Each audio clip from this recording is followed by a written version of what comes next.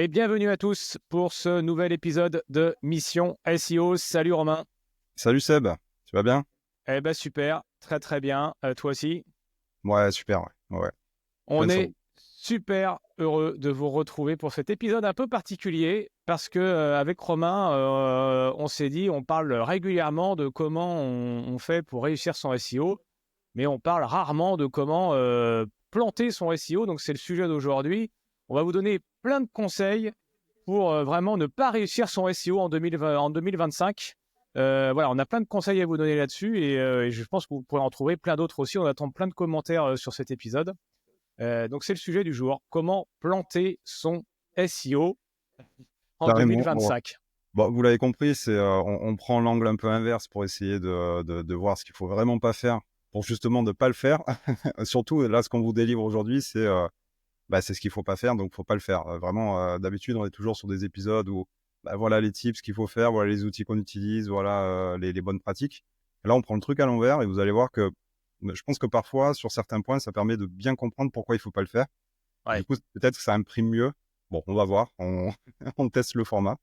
Mais, euh, voilà, écoute, moi je te propose de commencer peut-être. Est-ce que tu as Ah toi ben, alors, go. Alors, pour tout vous dire quand même, hein, c'est qu'on a préparé chacun de notre côté avec Romain nos spécificités. Enfin, on a prévu nos petits trucs de chaque côté, mais on ne le sait pas. Donc, moi, je vais commencer si tu veux. Moi, si vous voulez vraiment planter votre SEO, ce que je vous conseille, la première chose, c'est de créer du contenu en masse par de l'IA. Vous ne corrigez surtout pas parce que vous n'avez pas le temps de le faire et ce serait quand même vraiment très problématique de prendre du temps pour créer du bon contenu. Donc, créez du contenu en masse, vous mettez un mot-clé, pas de prompt, c'est pas la peine, vous lui dites rédigez-moi un article de blog sur ce mot-clé-là et vous le copiez-collez sur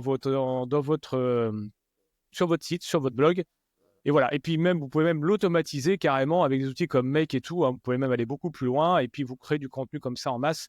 C'est là, vous êtes certain de ne pas vous positionner puisque c'est du remâché qu'on trouve partout sur tous les sites sur Internet. Voilà, ça c'est un super conseil. Faites-le, comme ça vous êtes certain de pas être dans les premiers résultats de Google. Et en plus, comme ça vous prend pas de temps, allez-y quoi, à fond. Ouais, là, ça va être une catastrophe. Je l'avais noté, hein, celui-ci, pour le coup, dans le top 3 clairement. Donc, Ah, et puis en plus, j'avais noté quelques variantes, parce que vous pouvez même le faire sur la création de contenu. Vous pouvez aussi prendre des sites étrangers et faire de la traduction en ouais. automatique, voilà, sans le relire. Surtout, ne relisez pas. Enfin, quelle connerie de relire ces textes. C'est purement pour Google, on ne le fait pas pour de l'humain. Voilà, donc allez-y à fond. Enfin, là, il y a plein d'astuces. C'est ultra simple à faire. Ouais. Prends un mot-clé, on le met dans ChatGPT, fais-moi un article de 1000 mots sur ça. Il va vous faire un plan et tout, il n'y a pas de souci. Il va vous le donner avec aplomb, ça va être bien écrit, encore que les patterns vont être assez évidents pour ceux qui s'y intéressent bien et qui ont l'œil un peu, l'œil expert sur l'IA. Mais il va vous faire l'article, il va vous le sortir, il n'y a pas de souci. Vous allez l'intégrer sur votre site et puis vous allez voir. Alors, ça peut sembler paradoxal, mais ça va peut-être marcher 2 mois, 3 mois. Vous allez voir, le trafic va venir parce que vous allez publier pas mal de contenu. Donc c'est OK, les algos passent, il y a de l'activité sur le site, les mots-clés vont se positionner, vous allez faire un peu de trafic, mais ouais, au bout de 2-3 mois, je pense que vous allez prendre une claque, ça va se voir tout de suite en fait et le risque, c'est la pénalité en fait, c'est que le site se fasse, pénaliser algorithmiquement ou voire même manuellement si c'est vraiment abusé. Il y a eu des cas, quand ChatGPT est sorti, enfin au grand public, il y a quoi? Il y a 2 ans maintenant? Ouais, ça va faire 2 ans. Des sites qui ont vraiment abusé, qui faisaient des millions de visites en quelques mois et puis on voit la courbe d'un coup, ça s'est crashé, mais avec une violence. Bon Ouais, voilà, et puis ouais. il faut dire que l'IA, de toute façon, il y a un truc qu'il ne maîtrise pas du tout, c'est l'intention de recherche. Donc, de toute façon, quand vous allez lui demander de rédiger sur un mot-clé, il va rien comprendre de ce que recherche vraiment la personne qui tape ce mot-clé dans Google. Donc, de toute façon, il va vous faire un truc bateau, comme on en voit beaucoup, en vous faisant tout l'historique depuis le Moyen-Âge du mot-clé que vous avez choisi, hein. Donc, je sais pas, moi, si vous parlez de chaussures, c'est limite s'il va pas vous sortir qu'est-ce qu'une chaussure. Donc, ça n'a aucun intérêt, alors que la personne qui va taper chaussures homme noir taille 42, en fait, il va chercher derrière une fiche produit. Donc, et là, vous allez avoir un article de blog sur ce type de chaussures, donc ce qui n'a rien à voir. Voilà. Donc ça, c'est le premier conseil qu'on vous donne. Voilà. Si vous voulez vraiment planter votre SEO en 2025, faites de l'IA en masse, sans prompt, sans rien, sans lecture. Vous êtes certain de ne pas être dans les premiers résultats de Google. Allez, Romain, ton conseil à toi. Deuxième mauvaise pratique, le bourrage de mots-clés, ce qu'on appelle le keyword stuffing. Donc, ça existait dans le passé, il y a 10-15 ans, ça fonctionnait. Spoiler, ça ne fonctionne plus du tout. Faut pas s'amuser à faire ça. Le bourrage de mots-clés, qu'est-ce que c'est en 2 mots? C'est vous avez un mot-clé bien précis et vous allez le répéter inlassablement dans votre article, dans les titres, partout en fait. Vous allez le répéter, mais vraiment à l'excès, c'est-à-dire que le contenu devient imbuvable. Bon, ça a marché. Historiquement, ça a marché, mais plus du tout maintenant. Google comprend très bien le contexte. En fait, il va aller contextualiser un contenu, la page.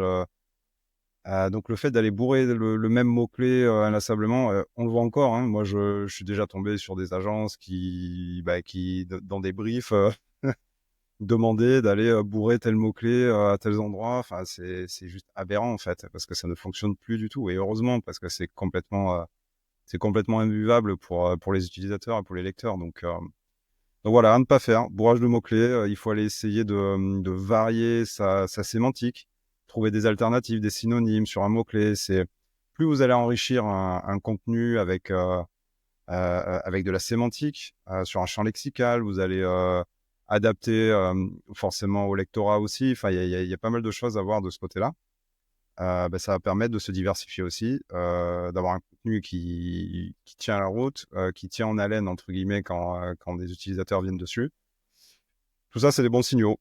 Ouais, pareil, vous pouvez même aller plus loin, parce que quitte à bourrer des mots-clés, moi, ce que je vous conseille, c'est aller carrément bourrer des mots-clés, mais mettez-les en blanc sur blanc, comme ça se voit pas. Enfin, Ouais. non, mais Ouais. ça, c'est un super conseil. Si vous voulez vraiment planter votre SEO, faites ça, quoi. C'est-à-dire que ça se voit pas, personne ne le verra, et puis c'est magnifique. Donc ça vient encore, ça, c'est encore du bourrage de mots-clés, mais high level, quoi. C'est vrai C'est-à-dire, que, voilà, tu viens mettre des mots-clés en blanc sur fond blanc. Voilà. Bon, clairement, ça s'est fait ça s'est fait à un moment donné. Mais là, on est en dehors de toute préconisation. Là, on est vraiment, de toute façon, c'est impossible de vous positionner avec ce type de conseil, hein. Un carrément. autre, Troisièmement, un autre conseil, oubliez le maillage interne. Ça sert à rien de faire des liens entre vos pages. Enfin, c'est complètement ridicule. Voilà, donc quand vous faites une page, surtout isolez-la. Ne mettez pas de liens qui vont pointer vers elle et ne mettez surtout pas de liens vers d'autres pages de votre site parce que vous risquez ce qu'on appelle diluer le jus de SEO, donc la puissance que vous allez recevoir sur cette page-là, si vous en recevez, hein, voilà. Donc, ne mettez surtout pas de maillage interne, ne créez pas des encres pour aller vers vos autres pages qui sont proches sémantiquement. Surtout, ne faites pas ça. C'est une grosse erreur et vous risquez en plus de bien vous positionner. Donc, ce serait quand même con. Si vous voulez vraiment bien vous planter, voilà, ne faites pas de maillage interne entre vos pages. ouais, maillage interne, on le répète, hein, énorme levier aujourd'hui. Enfin, nous, on s'aperçoit que un super maillage interne qui est vraiment bien travaillé, où on va même varier les angles en interne, c'est-à-dire qu'on peut aller assez loin sur le maillage interne. Il suffit pas simplement de se dire, bon, ben, pour chaque article, je vais prendre 4 ou 5 articles ou pages en lien sur mon site, un petit peu aléatoirement. Je vais mettre ça comme ça au petit bonheur la chance.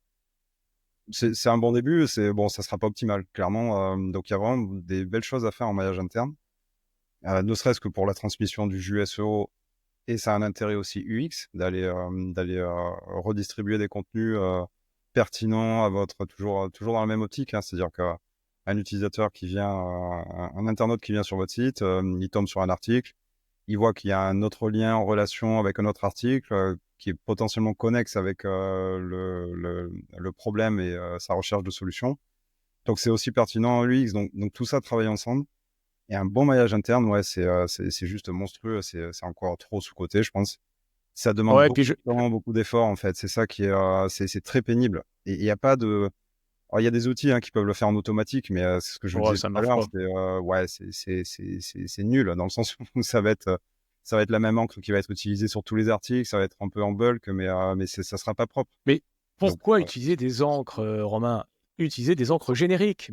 Cliquez ici pour voir plus. Voilà, ça, ce sont des encres que vous êtes certain que vous n'allez pas bien travailler votre SEO grâce à ça. Si vous mettez des encres qui sont optimisées, qui sont en plus différenciées, non, vous allez risquer d'être dans les premiers. Vous allez avoir des choses positives pour votre SEO. Mettez des encres génériques. voir ici, cliquez ici. Voilà, ça comme ça, vous êtes certain que ça va pas venir améliorer votre référencement naturel. Non, mais c'est vrai, tu as raison de recentrer le truc. Là, on vous donne vraiment les trucs pour ne pas y arriver. Donc, faites-le pour ne pas y arriver. Bah, faites-le pour pas y arriver. C'est les Enfin, on va conseils. pas vous donner des conseils pour y arriver. C'est pas possible. Allez, ton autre conseil, Romain. Euh, ouais, notre conseil qui peut tomber sous le sens, mais publier du contenu dupliqué. Bon, vous avez demain, vous lancez un nouveau site. Euh, Vous allez concrètement pomper la concurrence. Vous allez prendre tous les contenus de tous vos concurrents et vous allez faire une espèce d'assemblage de micmac entre concurrent numéro 1, concurrent numéro 2 ou pas. Vous allez carrément reprendre l'intégralité d'une page d'un concurrent donné. Vous allez republier comme ça en l'état. Vous allez peut-être changer un petit peu les images et tout pour essayer de noyer le poisson. Mais Google, vous n'allez pas le noyer, quoi. Clairement, il va avoir tout Non, de mais suite. à quoi ça sert de créer du contenu et de le personnaliser si ça existe déjà sur Internet? Autant le reprendre sur les autres sites. Ouais, c'est ça. Alors, on va moduler ça quand même parce qu'il y a, il y a un pourcentage, si vous voulez, de contenu dupliqué sur toutes les pages en interne ou en externe qui est acceptable côté Google. Et ça, l'argument facile, c'est pour les e-commerce. En fait, les e-commerce, vous avez un certain nombre d'éléments qui reviennent inlassablement sur toutes les pages et c'est normal, c'est logique. Donc, en fait, Google a très bien compris que le zéro duplicate, c'est impossible sur tous les sites, de toute façon. Donc il y a quand même une marge. C'est ce que j'essaie de vous dire. Il y a une marge sur le contenu dupliqué, mais aller pomper 100% d'un contenu chez un concurrent et le republier sur son site, non. Spoiler, ça ne marche pas du tout. Au Bah, c'est contraire. pour ça qu'on vous le conseille. Voilà.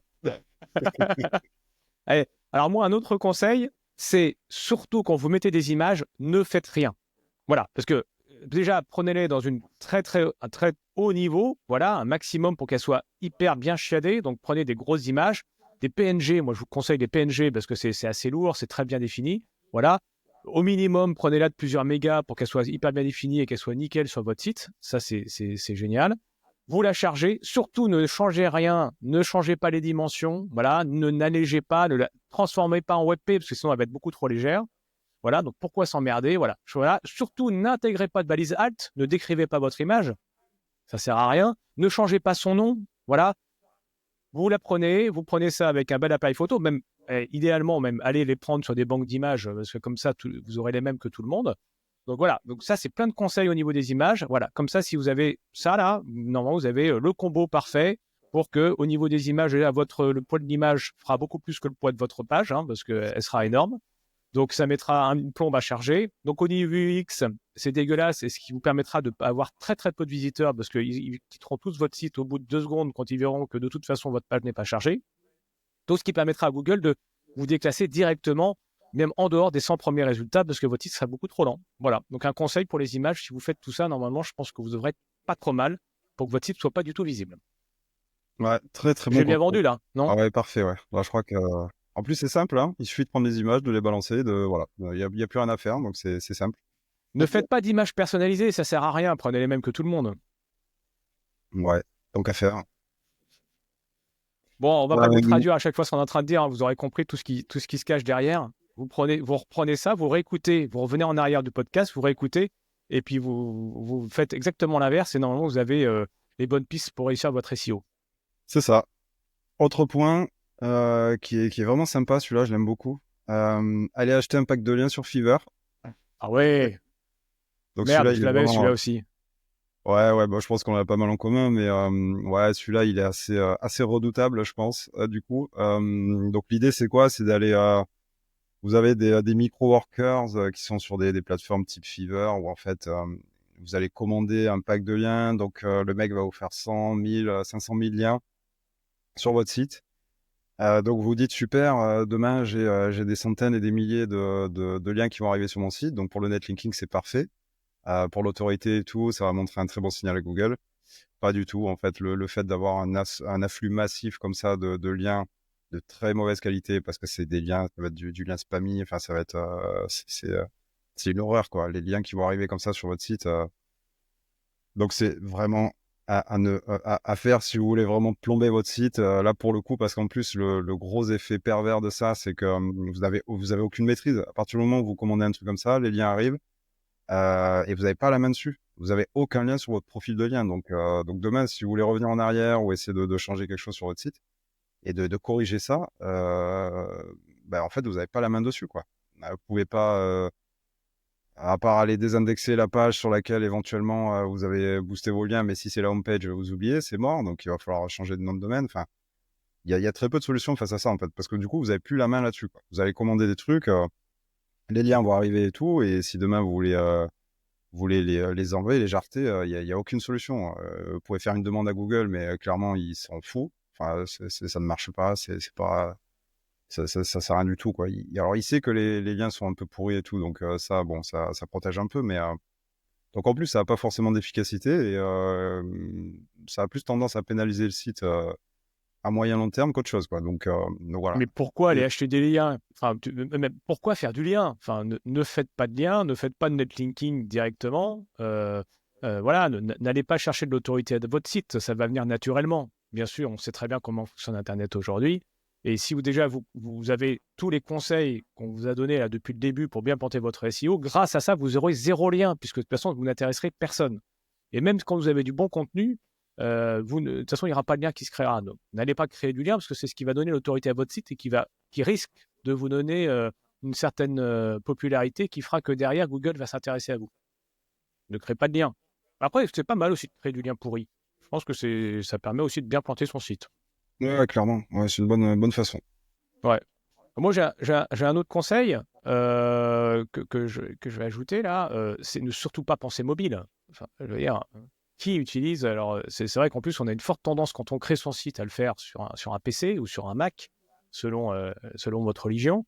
Mais ne surtout pas pensez pas mobile, ça sert à rien. Qui est sur son smartphone aujourd'hui? Qui regarde des sites internet sur son smartphone? Voilà, donc, ne Pas pensez tout le pas monde. mobile, pensez que PC. En l'occurrence, tout le monde. Ouais, Ouais, ça doit être. En plus, ça doit être, je pense, maintenant 75% des visites, c'est sur mobile, hein, je pense, hein. Dans ces eaux-là, tu ouais, prends alors n'importe quel site, je pense que ça quasiment. dépend.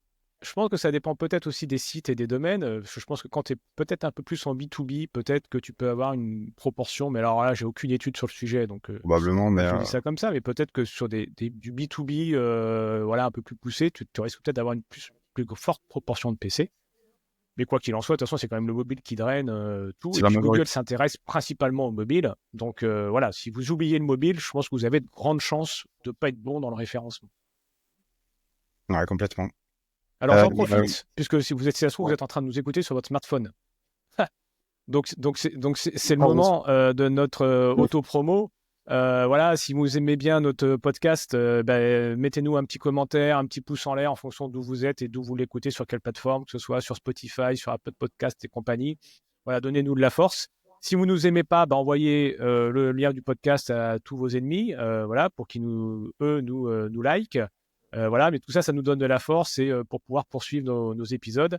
Et on fait un grand coucou, on en profite pour faire un grand coucou à notre partenaire qui est WebMyDay, qui nous soutient sur ces épisodes de podcast et sur Mission SEO. Donc, salut les copains, merci à vous de nous soutenir. Et grâce à eux en plus, hein, donc on rappelle que WebMyDay est une plateforme de formation en ligne, mais pas que, parce que vous avez du coaching, un vrai suivi derrière avec des vraies personnes. Et donc, ils font ça très, très bien sur plein de domaines que sont le SEO, entre autres, mais aussi tout ce qui va toucher autour du graphisme et de la création de sites Internet. Voilà. Et grâce à eux, vous avez, avec le code Mission SEO, une réduction sur la formation si ça vous intéresse. Donc voilà, n'hésitez pas et tout est en description. Voilà, je Ouais. ferme la parenthèse auto-promo, mais c'est Super important de. plateforme, ouais, foncez parce que c'est vraiment super intéressant et du coup, si vous venez de notre part, vous avez une réduc et tout, donc c'est Profiter, encore mieux. profiter. Ouais, moi j'avais noté un autre point qui est aussi monstrueux. Si vous voulez vraiment planter un site, pour le coup, on en a un petit peu parlé tout à l'heure, mais on va peut-être développer un peu plus sur ça. C'est ignorer l'intention de recherche, tout Ah bah simplement. oui. Euh, donc très simplement, si je vous prends un exemple un peu bête, vous allez rechercher qu'est-ce que je pourrais comment arroser une plante. Bon, c'est totalement débile hein, comme requête, mais bon, pourquoi pas. Comment arroser une plante ou C'est un sûr que c'est tel type recherché de en plante. plus, hein, arrête. Ouais, comment arroser un ficus. Bon, voilà. Euh, peut-être que la réponse, en fait, en fonction de la concurrence, vous allez voir sur la SERP, peut-être que la réponse, c'est en 300 mots. Parce qu'effectivement, la réponse, elle est assez simple, elle est assez elle est assez évidente, entre guillemets. En tout cas, elle appelle pas à un développement hyper poussé sur qu'est-ce qu'un ficus, où le planter, tout ça. Non, parce qu'en fait, c'est pas du tout l'intention de recherche. L'intention de recherche, l'utilisateur, il demande comment j'arrose ma plante, en fait. Donc ça appelle pas à des développements. Vous n'allez pas faire un guide de 3000 à 5000 mots sur le ficus. Bah C'est si, qu'en si fait, tu veux planter ton SEO. si tu veux planter ton dessus, voilà. Oui, en l'occurrence, ouais. Alors faites-le. Mais Mais c'est l'idée, ça, ça veut voilà. dire que Mais je pense que vous avez compris l'idée, c'est ça. C'est qu'en fait, l'intention de recherche, c'est juste hyper important. Donc, que ce soit en termes de nombre de mots, que ce soit en termes d'intention, c'est-à-dire qu'est-ce qu'on est sur du transactionnel, est-ce que la personne recherche une information, est-ce qu'elle cherche de l'éditorial, est-ce qu'elle cherche un produit, est-ce qu'elle veut acheter quelque chose, est-ce qu'elle veut comparer des solutions, des services, des produits. Voilà. Tout ça, et ça, j'ai envie de dire, même, c'est même la base, en fait. Quand vous allez rédiger un contenu, la première chose à aller faire, c'est aller vérifier l'intention. Et ça va déjà vous orienter sur est-ce que je fais plutôt une page ou un article de blog. Déjà. Moi, je sais qu'en fonction de l'intention de l'utilisateur, souvent, je vais aller probablement soit faire une page service parce que on recherche un service en particulier ou parce que là, il y a un intérêt à faire ça pour une boîte ou pour un business, ou ça va être traité sur un article de blog qui va être pleinement intégré sur un silo thématique, qui va aller pousser une autre page mère. Enfin, voilà. Et ça, vous le savez tout de suite, en fait. Donc, l'intention de recherche, la base de base. Ça, on va vous le répéter inlassablement, je pense, parce que mais il est tellement facile de passer à côté, en fait, et de se dire, ouais, moi, j'ai n'écoutez pas telle ce que vous dit idée. Romain, n'écoutez pas ce que vous dit Romain, parce que vous allez réussir votre SEO. Ne tenez pas compte de l'intention de recherche. Si Ouais, une personne recherche, si une j'arrive pas à personne dire, recherche faites ça et tout, même tu vois, parce que ça me, Si une personne recherche chaussures hommes noirs taille 42, ce qui est attendu derrière, c'est un e-book sur ouais, l'histoire de la chaussure depuis le Moyen Âge. ouais, Donc faites ça et vous êtes certain que personne ne vous trouvera avec cette requête. ouais, c'est ça. Non, mais c'est ça, ouais, c'est exactement ça. Ah non, mais hyper important les intentions de recherche. Il faut vraiment, vraiment ne pas en tenir compte parce que sinon vous risquez d'être bon, donc faut pas le faire, quoi.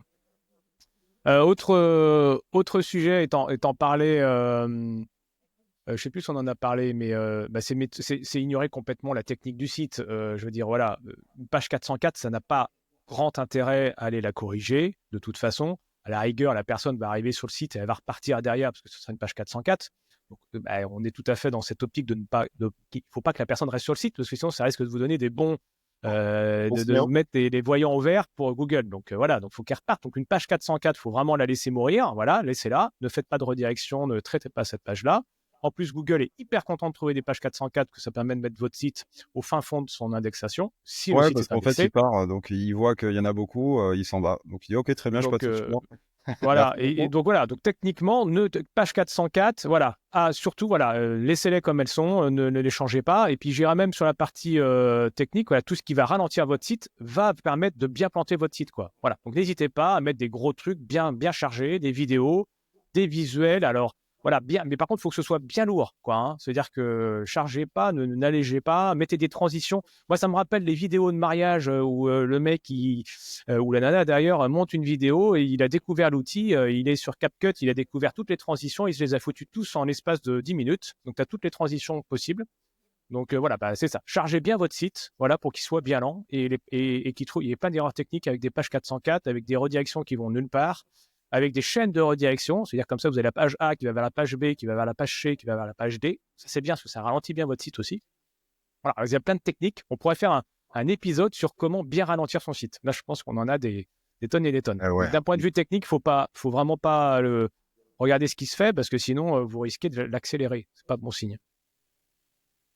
complètement. Voilà, ne mettez pas votre site en cache, ne minifiez pas le code, c'est-à-dire ne réduisez pas votre code parce qu'il y a plein d'espaces blancs là dans votre code, et ce qui fait que si vous le minifiez, en fait, ça va réduire le code et donc ça va accélérer votre site. Tout ça, faut pas faire. Non, faut Ne pas faites faire. pas. Moi, j'avais noté un autre point qui est pas mal aussi, c'est avoir une structure de site désorganisée.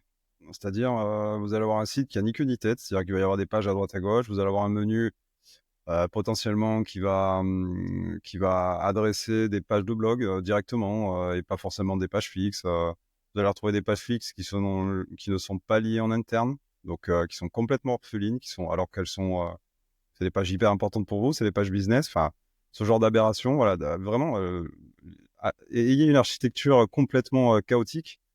Ça, c'est un bon moyen aussi de complètement se planter en SEO parce que Google va arriver dessus. Lui, souvent, il se fie au site, au lien qu'il y a dans les menus. Il va suivre tout ça. Alors aléatoirement, parce que c'est pas toujours suivi, mais ça dépend.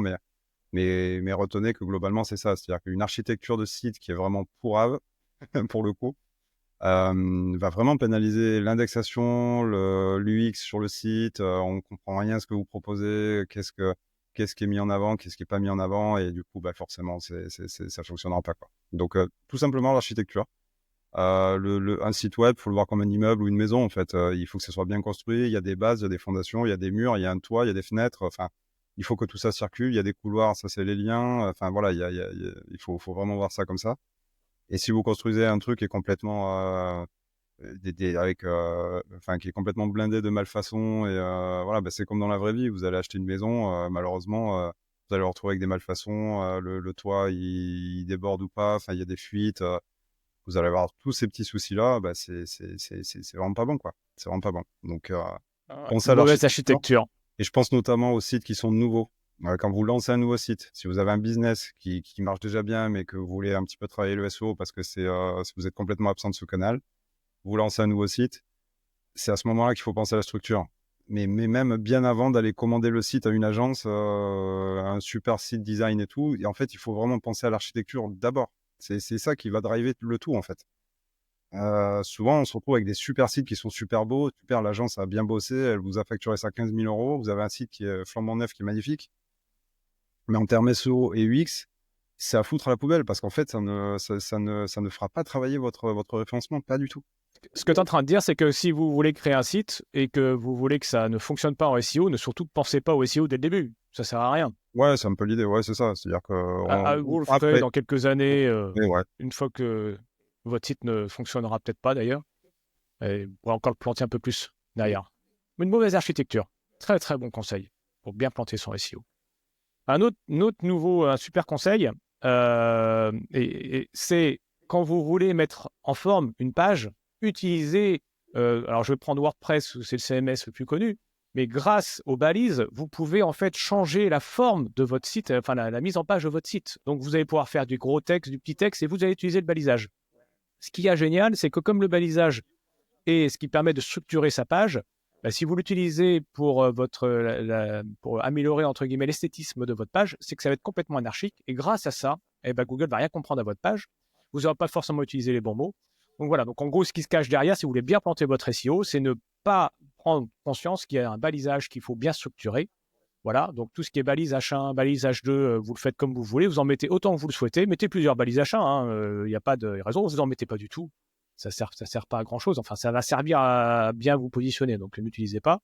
Balise H2, vous en mettez autant que vous voulez, voilà, vous pouvez même directement passer au balise H4 sans passer par le balise H2 parce que ça sert pas à grand chose. Et pareil pour les balises méta, les balises méta description et méta title, hein, donc on rappelle c'est ce qui apparaît dans les résultats de Google lorsque vous êtes sur les pages de recherche. Ça ne sert pas à grand-chose de les remplir. Hein. N'utilisez pas de mots-clés à l'intérieur. Voilà, ne faites pas en sorte de mettre une métadescription qui incite au clic, parce que alors là, si en plus vous invitez des personnes à cliquer sur votre site, ça va encore envoyer des bons signes à Google. Donc tout ça, tout ce qui est balisage, de côté. M'en foutez. ouais, complètement. Ça, c'est un super conseil également, hein, si vous voulez tout planter. En tout cas, pas avoir les bons. Moi, j'avais noté également le sitemap. Ah oui. Oubliez le sitemap. N'en faites même pas, en fait. Ne vous embêtez pas avec ça. Le sitemap, on rappelle vraiment très rapidement, c'est un fichier en fait qui est à la racine de votre site la plupart du temps, et qui va aller recenser toutes les URL de votre site. Alors, vous pouvez avoir un sitemap sur les articles, vous pouvez avoir un sitemap sur les pages, vous pouvez avoir un sitemap sur les images. Enfin voilà. Après, vous pouvez catégoriser des sitemaps, c'est pas un souci. Mais l'idée, c'est d'aller faciliter le travail de Google. Donc surtout, ne lui facilitez pas le travail quand il arrive sur votre site. Ne faites pas de Ah non. sitemap.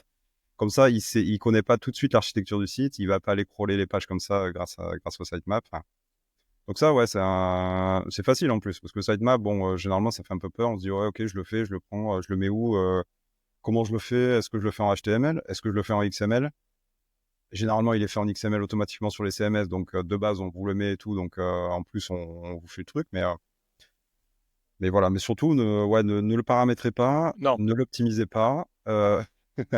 oubliez-le. Si saute à un moment donné, bah, laissez-le comme ça et c'est pas grave. Donc voilà, ça peut être fatal aussi.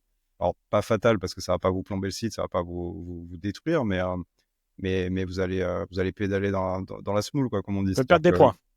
ouais, l'indexation va être compliquée. Vous allez perdre du temps, en fait. C'est-à-dire que Google, il va repasser dans 6 mois, il va voir que le sitemap est toujours pas là, il va dire, ah, bon, c'est bon, moi je m'en vais, ce site, il est pénible, il me fait consommer des ressources, il y a même pas de sitemap, il me facilite même pas le travail, donc en fait, je vais passer au site suivant parce que voilà, Google, faut bien comprendre qu'ils ont des ressources et l'indexation, c'est un vrai sujet aujourd'hui. Donc voilà, vous allez peiner en fait. C'est-à-dire que ça va pas vous pénaliser en tant que tel, mais vous allez peiner. S'il n'y a pas de sitemap, ça va être compliqué. Et en HTML, faites-le en HTML. Ça coûte rien. C'est toujours bien d'avoir deux types de sitemap. On ne sait jamais, le XML, il peut y avoir des soucis. Donc s'il est présent en HTML dans le footer, c'est pas plus mal. Faites-le quoi. Ou ne le faites pas. Ah Si bon? vous plombez Ouais, ne le votre faites pas. Si mot-clé. vous voulez vraiment planter le SEO, ne le faites pas. Un autre truc qui est à proscrire, absolument, c'est bien sûr de brancher la Google Search Console à votre site. Ne le faites pas, ça sert Non, à non, non, rien. non, ça faut Et, pas faire. Il faut pas donner alors les déjà, drapeaux à Google. bah non, non, non, mais enfin là, c'est complètement idiot de faire ça. Déjà, parce que vous allez avoir plein d'informations qui risquent de vous être utiles pour améliorer votre SEO. Donc, si vous branchez la Google Search Console, ça va être. Non, faut pas faire ça. Vous allez avoir toutes les requêtes qui vont être tapées par vos prospects ou vos visiteurs qui auraient accédé au site. Donc, une source infinie de mots-clés éventuellement à travailler. Donc, quel est l'intérêt de le faire? Vous allez avoir tout l'historique, les impressions, les clics. Enfin bon, là, vous avez. Vous pourrez regarder notre épisode sur le sujet de la Google Search Console avec plein de conseils sur le sujet. Voilà, donc ne branchez pas la Google Search Console.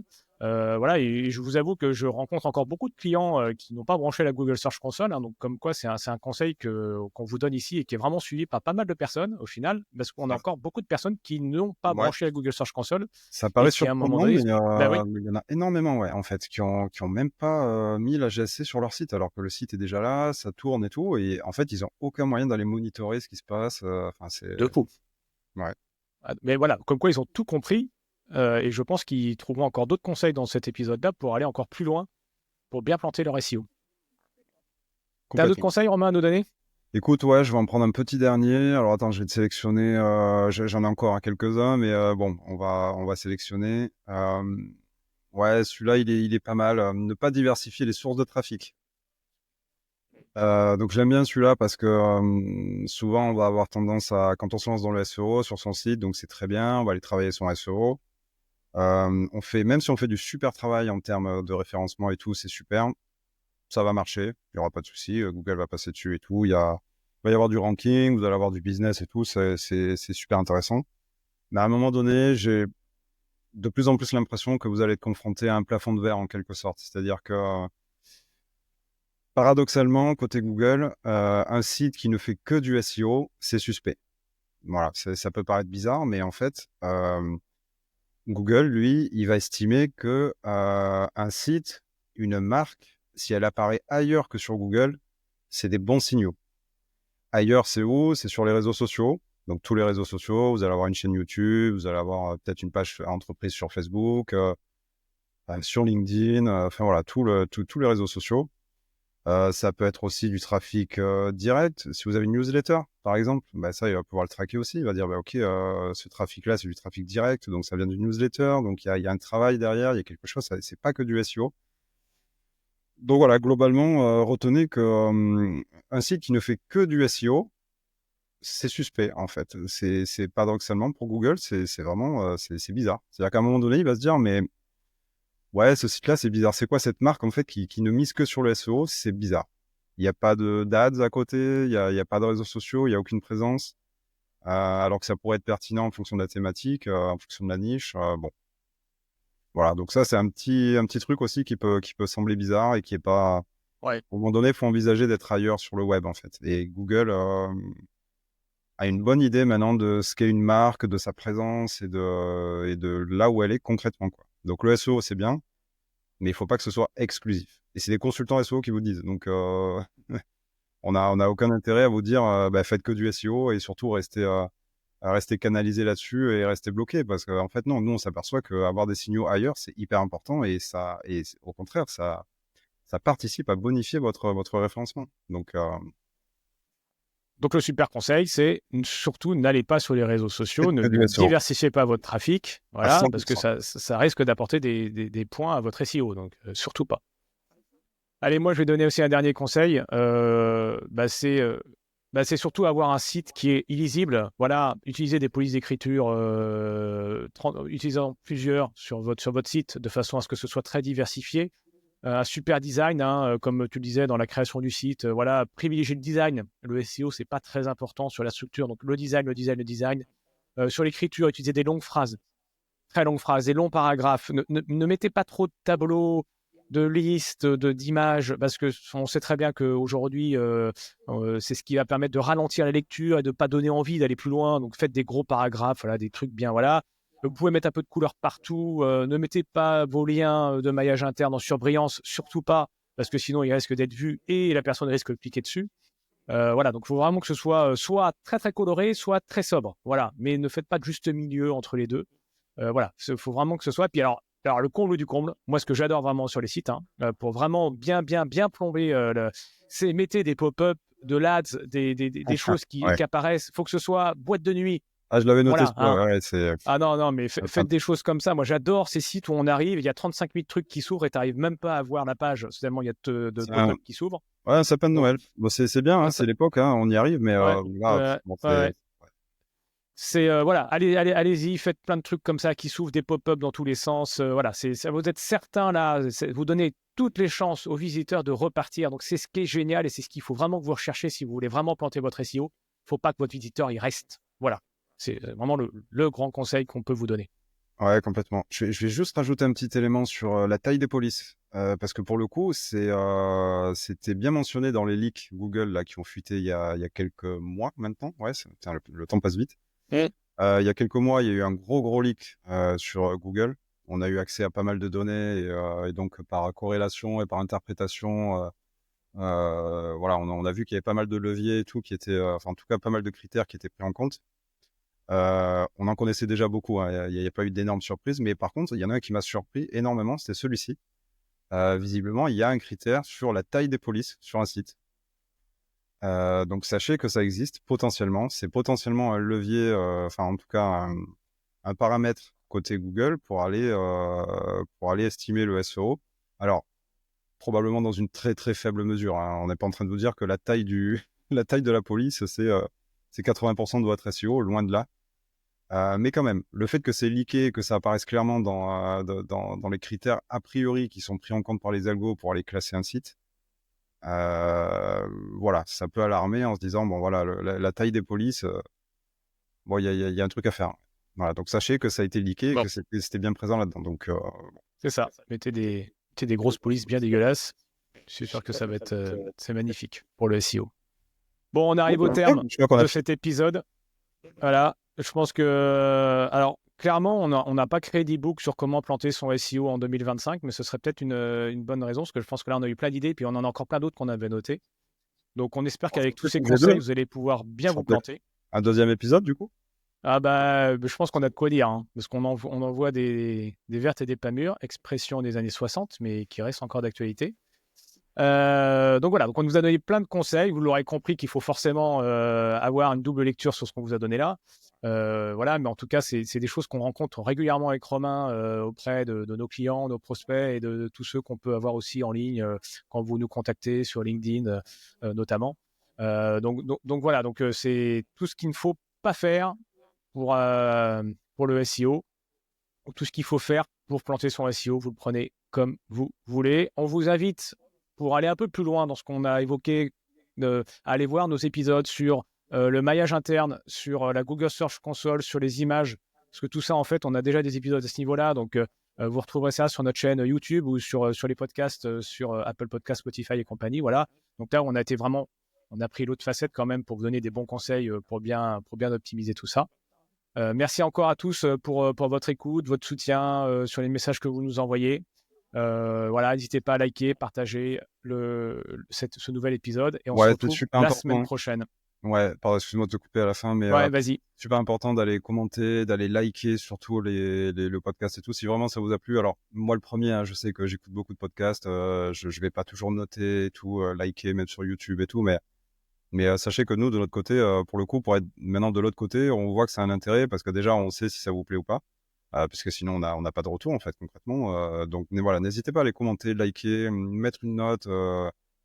On vous cache pas que c'est le nerf de la guerre aussi, hein, pour exister sur les plateformes de podcast et tout. Il faut avoir des notes, il faut que ça pop un peu dans les algos. Donc voilà, on le fait un peu à dessein, enfin à dessein, mais voilà. Mais donc faites-le vraiment. Nous, ça vous prend peut-être 30 secondes d'aller noter, d'aller commenter ou même d'aller mettre un petit like et tout. Et nous, ça nous fait super plaisir. Du coup, on reste motivé, on continue. Enfin, c'est une super aventure qu'on a lancée. Donc voilà. Voilà, et puis si vous avez des sujets que vous souhaitez qu'on aborde, et ben vous nous envoyez un petit LinkedIn, voilà, un petit message pour nous dire: «Voilà, tiens, j'aimerais bien que vous abordiez ça», puis on le fera avec grand plaisir.